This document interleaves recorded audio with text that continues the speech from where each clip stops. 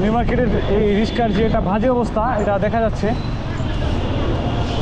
মানে রাতের বেলা যে রিস্কা একটা যানজট তৈরি করে সেটা একটা বাস্তব প্রমাণ। এই যে রং রোডে চালাচ্ছে, মানে ট্রাফিক পুলিশ নাই, রাস্তাঘাট ফাঁকা, তাদের দখলে বর্তমানে ঢাকা সিটি কলেজ থেকে যে নীলক্ষেত হাজিমপুর পর্যন্ত যে রাস্তাটা রয়েছে এটা। এই যে সব উল্টা।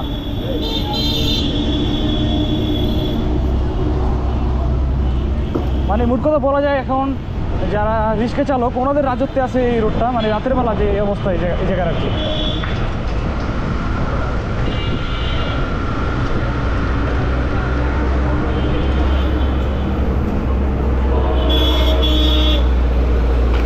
উল্টা কোনো শৃঙ্খলা নাই, উল্টা এই সব উল্টা ভাব, কোনো ইয়াই নেই, মানে ওনাদের কোনো সেন্সই নেই। ওই যে একটা অ্যাক্সিডেন্ট হয়েছে, এই যে এটা দুর্ঘটনা ঘটে গেছে অলরেডি এই সব আউল ফাউল কারণে।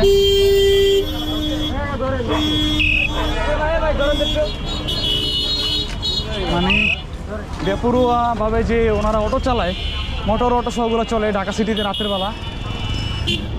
এর বাস্তব একটা ঘটনা দেখতে পেলেন যে একটা দুর্ঘটনা ঘটে আছে যে এই উল্টাপাল্টা চালানোর কারণে। যদি সকালে ট্রাফিক ব্যবস্থা ঠিক মতো দায়িত্ব পালন না করতো ওনারা, মানে ঢাকা শহর পুরো পরিপূর্ণ যানজটে একটা ভয়াবহ পরিস্থিতি তৈরি হইতো।